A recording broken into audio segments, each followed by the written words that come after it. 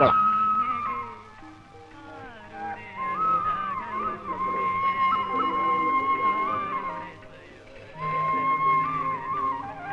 Hello, good morning.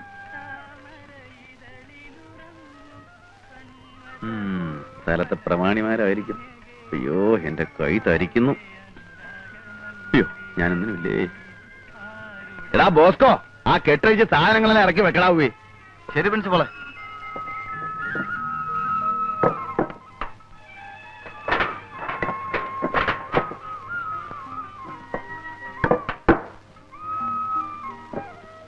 ആ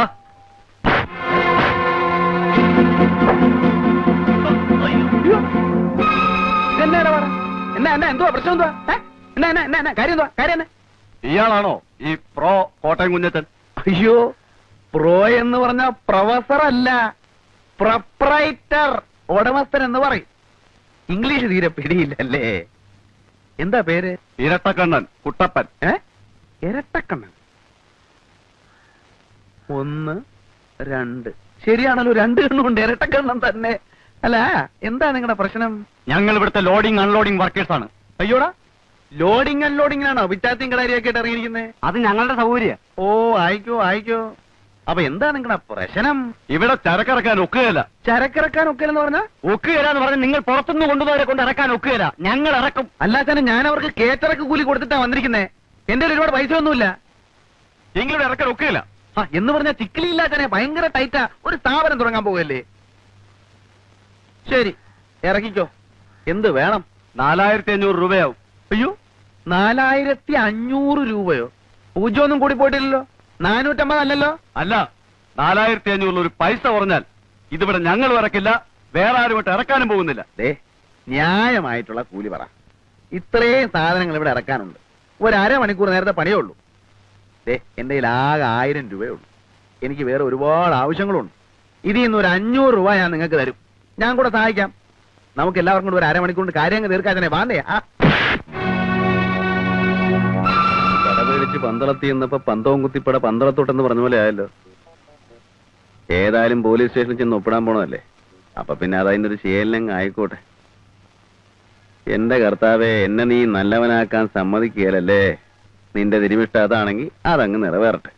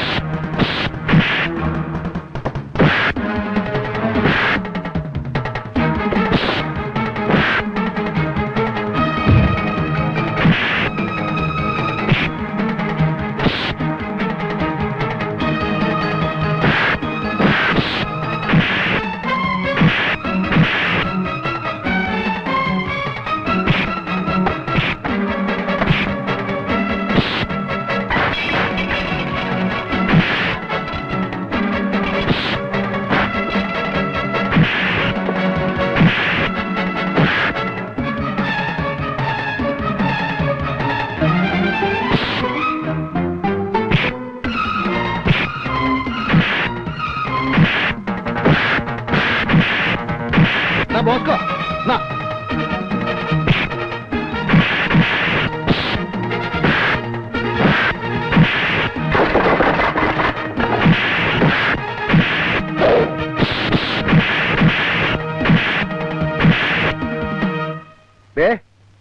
ഇരട്ടക്കണം ചേട്ടോ. വാക്ക് പറഞ്ഞ വാക്ക്. എവിടെ പറഞ്ഞ കാശുണ്ട്. കോട്ടയം കുഞ്ഞിന്റെ തന്ത ഒന്നേ ഉള്ളൂ. പിന്നെ പറഞ്ഞതിൽ കൂടുതലായിട്ട് വേറെ ചില കാര്യങ്ങളൊക്കെ ഉണ്ടായല്ലോ. അതിന് എണ്ണയും കുഴമ്പൊക്കെ വാങ്ങിക്കേണ്ട ആവശ്യം വരും. അതിന് 100 രൂപ, മൊത്തം 600 രൂപ ഉണ്ട്. പിടി. പിടി, 100 രൂപ എക്സ്ട്രാ ഉണ്ട്. പിടിക്കുന്നേ. ഇനി റൗഡി ചേട്ടന്മാരെല്ലാം കൂടെ ഉത്സാഹിച്ച് എന്റെ സാധനങ്ങളൊക്കെ ഒന്ന് ഇറക്കി വെച്ചാട്ടെ. എടാ വാടാ, കുഞ്ഞച്ചൻ ചേട്ടന്റെ സാധനങ്ങളൊക്കെ നമുക്ക് തന്നെ ഇറക്കി വെക്കാം. അപ്പൊ കൊള്ളേണ്ടത് കൊണ്ടപ്പ സംഗതി ക്ലിയറായി. പേരെന്തുവാ? കുഞ്ഞച്ചൻ, കോട്ടയം കുഞ്ഞച്ചൻ.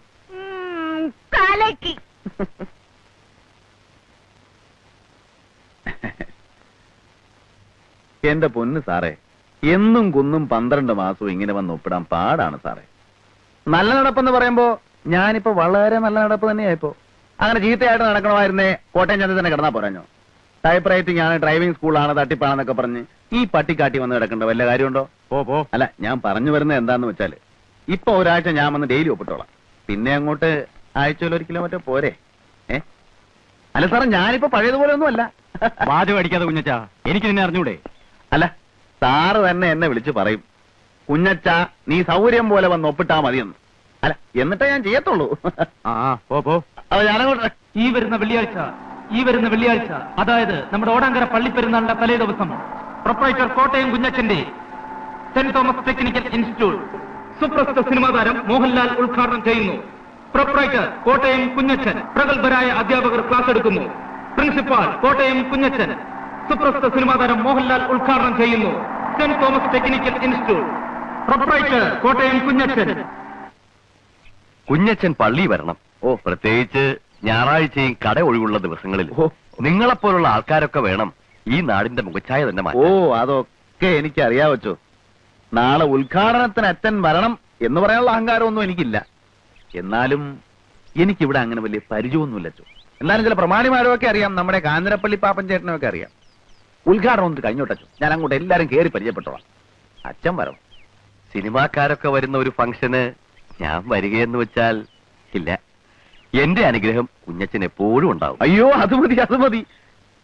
ഈശോ മിശിഹായ്ക്ക് സ്തുതിയായിരിക്കട്ടെ. എപ്പോഴും സ്തുതി. അപ്പൊ ഞാനങ്ങോട്ട് പോയിട്ടു.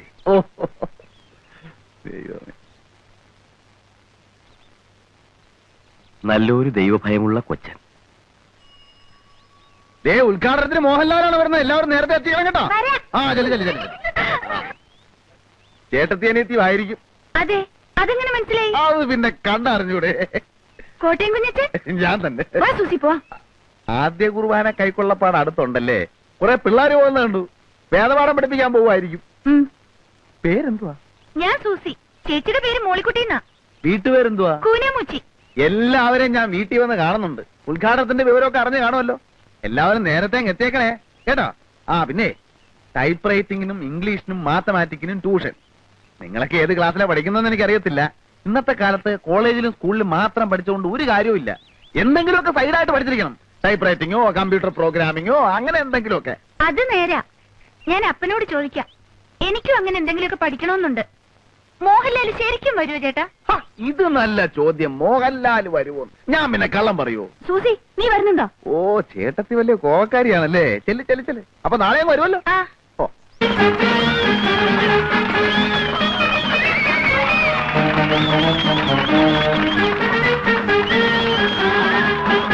ഞാൻ കോനയിൽ കൊച്ചാപ്പി, നിങ്ങളുടെ പ്രിയങ്കരനായ പഞ്ചായത്ത് പ്രസിഡന്റ് കാഞ്ഞിരപ്പള്ളി പാപ്പച്ചന്റെ ക്ഷണപ്രകാരമാണ് ഞാനിവിടെ എത്തിയിരിക്കുന്നത്. ഇല്ല നാട്ടുകാരെ, നമ്മുടെ സുഹൃത്തും, നമ്മുടെ എന്ന് പറഞ്ഞാൽ എന്റെ അല്ല, കാഞ്ഞിരപ്പള്ളി പാപ്പച്ചന്റെ ഉറ്റ സുഹൃത്തായ ശ്രീ മോഹൻലാൽ ഉടനെ തന്നെ ഇവിടെ എത്തുന്നതാണ്. നിങ്ങളിൽ പലരും മോഹൻലാൽ വരുമോ ഇല്ലയോ എന്ന് സംശയിക്കുന്നുണ്ടാവും.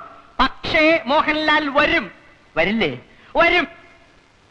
കാരണം മോഹൻലാൽ നമ്മുടെ കോട്ടയം കുഞ്ഞച്ചന്റെ ഉറ്റ സുഹൃത്താണെന്ന് മാത്രമല്ല, ഇപ്പോൾ മോഹൻലാൽ അഭിനയിച്ചുകൊണ്ടിരിക്കുന്ന ചിത്രം സംവിധാനം ചെയ്യുന്നത് ജോഷിയാണ്. നമ്മുടെ കുഞ്ഞച്ചൻ പല മാന്യന്മാരും സമുദായ സ്നേഹികളും മഹാത്മാഗാന്ധി മുതൽ AK ഗോപാലൻ വരെ ജയിലിൽ കിടന്നിട്ടുള്ളവരാണ്. അതുപോലെ രാഷ്ട്രീയപരമായ ചില കാരണങ്ങളാൽ നാഗാലാൻഡിന്റെയും മധ്യപ്രദേശിന്റെയും ചില രാഷ്ട്രീയ പ്രശ്നങ്ങളെ സംബന്ധിച്ച് കോഫെ പോസെ പ്രകാരം നമ്മുടെ കുഞ്ഞച്ചൻ തിരുവനന്തപുരം സെൻട്രൽ ജയിലിൽ കിടന്നപ്പോഴാണ് ശ്രീ ജോഷി ന്യൂഡൽഹി എന്ന സിനിമ അവിടെ ഷൂട്ട് ചെയ്തത്. അക്കാലം മുതലുള്ള അവരുടെ ഗാഠവും സുദൃഢവും അഗാധവും ദീർഘവുമായ ബന്ധത്തിന്റെ പുറത്താണ് ജോഷി മോഹൻലാലിനെ വിട്ടുകൊടുക്കാമെന്ന് സമ്മതിച്ചത്. ഇനി അഥവാ ജോഷി വിട്ടുകൊടുത്തില്ലെങ്കിൽ തന്നെ കുഞ്ഞുസി ചേട്ടൻ ഒരു വാക്ക് പറഞ്ഞാൽ എനിക്ക് പോരാതിരിക്കാൻ പറ്റും ചേട്ടാ എന്നാണ് മോഹൻലാൽ ചോദിച്ചത്. മോഹൻലാൽ വന്നാൽ ഉടനെ നാട മുറിച്ച ഉദ്ഘാടനത്തിന് ശേഷം രാജാവിന്റെ മകൻ, ചിത്രം, 20-ാം നൂറ്റാണ്ട് എന്നീ ചിത്രങ്ങളിലെ ചില ഭാഗങ്ങൾ നിങ്ങളെ അഭിനയിച്ചു കാണിക്കുന്നതിനോടൊപ്പം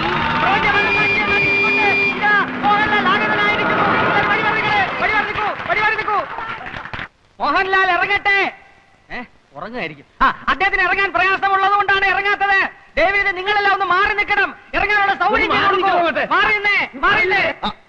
ഒന്നങ്ങോട്ട് മാറാം. അതെ, ജനങ്ങൾ മാറി നിന്നു. ഇനി മോഹൻലാലിന് ഇറങ്ങാം. ചതി ചതി ചതി. ആര് സംവിധായകൻ ജോഷിയല്ല ചതിച്ചാച്ചാനെ. കുടിച്ച വെള്ളത്തിൽ പോലും സിനിമാക്കാരെ വിശ്വസിക്കരുന്ന് എന്റെ ആചാരം എന്നോട് പറയുമായിരുന്നു. ആചാനെ തിരുവനന്തപുരം സെൻട്രൽ ജയിലിൽ വെച്ച് ജയിൽ പുള്ളികളെ നടുവിൽ വെച്ച് ഷൂട്ട് ചെയ്യാൻ കഴിയാതെ വേർത്ത് കുളിച്ചു നിന്ന ജോഷിയെ ഞാനാണ് മനസ്സിന് ധൈര്യം കൊടുത്ത് എല്ലായിടത്തും കൊണ്ടുനടന്ന് കാണിച്ച് ഷൂട്ട് ചെയ്യിച്ചത്. ആ ജോഷിയാണ് ആചാരം എന്നോട് ചെയ്തത്. ആചാരനെ സഹിക്കോ? അത് ഞാൻ ചോദിച്ചോളാം. നാട്ടുകാരെ മുമ്പിൽ മോഹൻലാലിനെ കൊണ്ടുവരാൻ വെച്ചിട്ട് കോട്ടയം കുഞ്ഞച്ചൻ നാട്ടുകാരെ പറ്റിക്കുകയല്ല. അതിന് ജോഷിയെല്ലാം ആര് വിചാരിച്ചാലും നടക്കുകയില്ല. മോഹൻലാലിന് പകരം ഇന്ന് ഉദ്ഘാടനം ചെയ്യാൻ എത്തിയിരിക്കുന്ന ആരാണെന്ന് അറിയണ്ടേ? അമിതാഭ് ബച്ചൻ അല്ലെങ്കിൽ രജനികാന്ത്, കമലഹാസൻ, ശങ്കരാടി ആയിരിക്കും, ചിലപ്പോ തിക്കുറിശി ആയിരിക്കും. എല്ലാരും ഒന്ന് കൈയടിക്ക് പറയാം. മലയാള സിനിമയുടെ അഭിമാന ഭാജനവും കോളേജ് കുമാരികളുടെ സ്വപ്നകാമുകനും മലയാള ചലച്ചിത്രവേദി ഇന്നോളം കണ്ടിട്ടില്ലാത്ത അതിശക്തനായ നടനും തിരക്കഥാകൃത്തും സർവോപരി ഒരു കോളേജ് പ്രൊഫസറുമായ ശ്രീമാൻ പച്ചക്കുളം വാസു.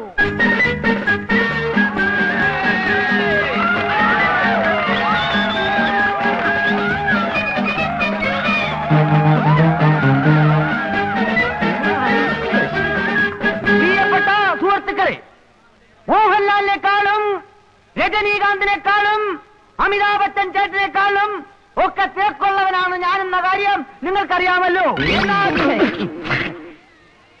എന്റെ തിരക്കിനെ കുറിച്ച് പറഞ്ഞു വരുമ്പോ ഞാൻ ഇന്നലെ PG വിശ്വനാഥന്റെ സെറ്റിൽ അഭിനയിച്ചുകൊണ്ടിരിക്കുമ്പോൾ ചെത്തി വന്നു പറഞ്ഞു,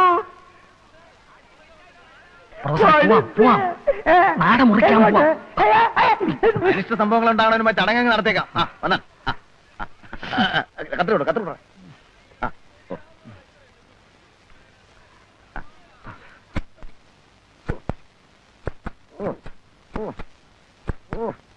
വലിയ കത്രയും ചേർത്തെ.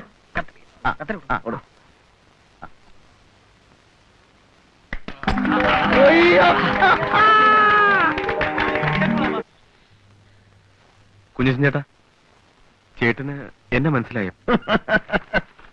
എന്നെ തല്ലിയവരെയും ഞാൻ തല്ലിയവരെയും ഞാൻ മറക്കത്തില്ല. എന്താ പ്രശ്നം? അഡ്മിഷന്റെ ആവശ്യത്തിനാണെങ്കിൽ സീറ്റുകളെല്ലാം ക്ലോസാ. ഞാൻ മാനസികമായി അങ്ങേറ്റം തകർന്നിരിക്കുകയാണ്. ആണല്ലോ. ഉത്സവ പറമ്പിൽ വെച്ച് പെണ്ണെ കയറി പിടിക്കുക, നാട്ടുകാർ മുഴുവൻ കൈകാര്യം ചെയ്യുക, പോലീസ് സ്റ്റേഷനിൽ പോലീസുകാർ തല്ലുക. മനസ്സിന് മാത്രമല്ല ശരീരത്തിനും അസുഖം ഉണ്ടാവുന്ന ഇടപാടാ. സത്യത്തിൽ ഞാനെന്ന് കാഞ്ഞിരപ്പള്ളി പാപ്പന്റെ ആൾക്കാർ മോളിക്കുട്ടിയെ വളയുന്നത് കണ്ടു. ചേട്ടനും മോളിക്കുട്ടിയെ നോട്ടം വിടുന്നത് കണ്ടു. പെരുന്നാൾ ആളിന്റെ ഇടയ്ക്ക് അവൾക്കൊരു ഉപദ്രവം ഉണ്ടാകണ്ടെന്ന് വിചാരിച്ച് ഞാൻ മെല്ലെ പിന്തുടർന്നതാ. പിന്നെ ജിമ്മി ആൾക്കാർ അവളെ ഉപദ്രവിക്കുന്നത് കണ്ടപ്പോ സത്യം പറയാം, എന്റെ അമ്മ സാക്ഷിയായി പറയാം, ഞാൻ രക്ഷിക്കാൻ ഓടി വന്നതാ. പക്ഷെ നിങ്ങൾ എല്ലാവരും കൂടി തെറ്റിദ്ധരിച്ച് എന്നെ. അയ്യോടാ, അമ്മയല്ല താൻ അമ്മുമ്മയെ കൊണ്ട് ആണായിട്ട് പറഞ്ഞാലും ശരി ഞാൻ വിശ്വസിക്കത്തില്ല. ഞാൻ ഇതൊക്കെ ഒരുപാട് കണ്ടതാടോ. ഉത്സവപ്പറമ്പിലും ആറാട്ടിനും പെരുന്നാളിനും ദീപാരാധന തൊഴുന്നിടത്തും പെമ്പിള്ളേരെ തൊട്ടും തലോടിയും തോണ്ടിയും തല്ലിയും തല്ലുകൊണ്ടും ഒക്കെ എനിക്ക് നല്ല ശീലമാ. അങ്ങനെയുള്ള അവസരങ്ങളിൽ പിടിക്കപ്പെടുമ്പോ ഞാനും ഇങ്ങനെ ചില്ലറ കള്ളങ്ങളൊക്കെ പറയാറുണ്ട്. ചേട്ടാ, മിണ്ടിപ്പോരുത്. ആ പെണ്ണെ താനങ്ങ് മറന്നുകളാ. അവക്കിപ്പോ വേറെ ചില കല്യാണാലോചനകളൊക്കെ വരുന്നുണ്ട്. തന്നെയുമല്ല, അവക്കിപ്പോ തന്നെ കണ്ണെടുത്താ കണ്ടുകൂടാ. മോളിക്കുട്ടിയെ നേരിട്ടൊന്ന് കണ്ട് ആ ഏരിയയിലെങ്ങനെ കണ്ടാൽ നിന്റെ കൈയും കാലും ഞാൻ തല്ലി ഓടിച്ചു കളയും. ചില ഒരു പെണ്ണിന് തന്നെ ഇഷ്ടമല്ലെന്ന് പറഞ്ഞാൽ പിന്നെ തനിക്കും തലത്തൊരു സൂക്കേട്. അവക്ക് തന്നെ ഇഷ്ടമല്ല പോരെ. എടോ, തന്റെ അപ്പന് നല്ല കാശും സൗകര്യവും ഒക്കെ ഉള്ള ആളല്ലേ. വേറെ ഏതെങ്കിലും പെണ്ണെ തപ്പി പിടിക്ക്. ഇത് വിട്. അമയമനക്കെടുത്താൻ നടക്കുന്നു. ചേടാ, എന്തൊരു ഏടാകൂടമാണെന്ന് നോക്കി. ജീവിതത്തിൽ ആദ്യമായിട്ട് കാണാൻ കൊള്ളാവുന്നതും സൽസ്വഭാവികമായ ഒരു പെണ്ണ് മനസ്സിലോട്ട് കയറി വന്നതാ. അവളെ എങ്ങനെയാ ഒന്ന് വളച്ചെടുത്തൊരു ജീവിതം ഉണ്ടാക്കുമെന്ന് ആലോചിക്കുമ്പോഴാ അവന്റെ അമ്മയുടെ ഒരു ആണയിടല്.